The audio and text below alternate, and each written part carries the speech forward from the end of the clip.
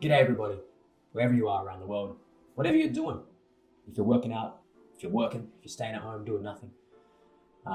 We are going to cover really quick just how hard should you train? And also, what does that actually look like? What does it look like when you actually train to full failure? So I want you to compare kind of how your sets are looking to how some of these sets are looking, okay, in this video coming up. So remember RPE, right? Rating of perceived exertion. And so what I'm normally doing when I give you programs is I'm giving you RPE somewhere around 7 to 9. Sometimes I use 6, sometimes I use 10. But the reason I'm doing that is in order for a set to be stimulating, it needs to come within 0 to 4 reps of failure. Okay, so if we look at RPE, and we look at reps until failure or reps in reserve, right? We can see that RPE at 10, okay, it's a full 10 out of 10 experience, hard as hell. That means you have 0 reps left over, okay? So you may know this pretty well. You can see that as RPE goes down, the number of reps that you have left over go up, right? The set's easier. You can do more reps at the end of the set. Okay, so what does this actually look like, okay? How does it look in training? Let us have a scroll over here and we're gonna watch Jeff Nippard. I love this guy. He's a fellow short king, but he is he's really good at making content about training and nutrition, all that stuff. He's very nerdy. But anyway, he recorded sets of himself training until failure, okay? And so we can see what actual failure looks like. Let's start with a really simple example of a bicep curl. So reps in reserve, 10, 9, 8, it's going down as he does more reps. Now pay attention to his face, okay? And also the speed of repetition as well. So it's going up pretty fast, starts to get slower. All right, technique, holding in there. See how much slower it's getting? All right, most people would have ended the set there. All right, that's full. I would call that 10, but just to make sure he goes for one more here.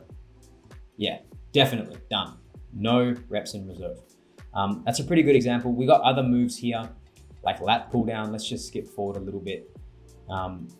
Yeah, just look at the intensity that's required to actually get to failure.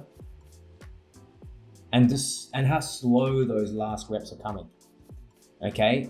So a lot of people get nowhere near here when they're training. Now, I'm not saying you need to go to failure every set. It's actually not very good for you if you do. But a lot of people would have ended a set here, right? Just once they've counted their reps, it's over.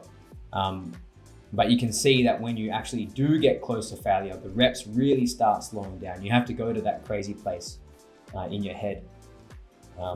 And actually what you'll see is when you actually really do hit failure, you really won't be able to go anymore.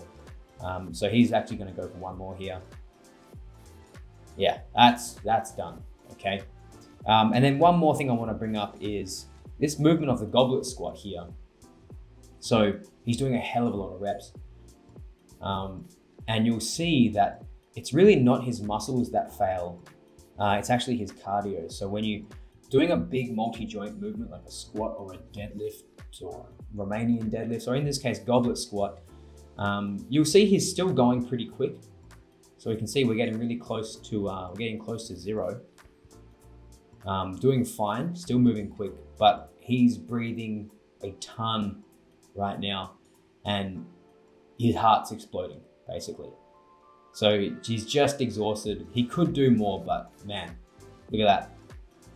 That's a really hard set, okay? So I'm not saying that every set that you do needs to look like these because those are very high RPEs, like RPE 10, but they do need to come close, okay? And so what does that feel like? Well, your muscles become perturbed. They become shaky, pumped up, maybe burning when they're really hard. You know, that feeling you've done 4 sets of really hard squats and your legs are start to shake and your muscles start twitching. That's like muscle perturbation, okay? Big, crazy pump. shaky muscles, that's a good sign that you've actually perturbed, stressed out the muscle. For larger movements, you're probably going to feel that your cardio is suffering as well. And that can be a limiting factor for big movements like squats. It's usually why I don't program high rep squats at high RPEs, because you're just going to tax your cardio, not so much the muscles, but also they'll produce a shit ton of fatigue as well. And finally, will you get sore if you're training hard enough? Well, it's not always necessary. Okay, if you're making good gains, your strength is going up, your muscle is going up, then you're good. You don't need to train harder. But if you notice that you're never sore, maybe you stopped making gains, maybe you could increase your volume or intensity of your training. Okay, volume is the amount of total reps and sets that you do, so you can add sets or add reps, or you can add the intensity. Okay, so push a few more reps closer to failure, or add some more weight. So remember, 0 to 4 reps to failure. That's the kind of sweet spot. And that really does look hard. Reps should begin to slow down. You should begin to pull a face and hurt. And a lot of the time you need to go to an intense place. If you want to hit RPE 9, if you want to hit RPE 10, it's very, very difficult to do. And that's it, everybody. Thanks for watching. I've changed my camera. I don't know if you've noticed, but just trying to make these things look a little bit nicer. So yeah, let me know if you've got questions. Please keep going. Keep doing what you're doing.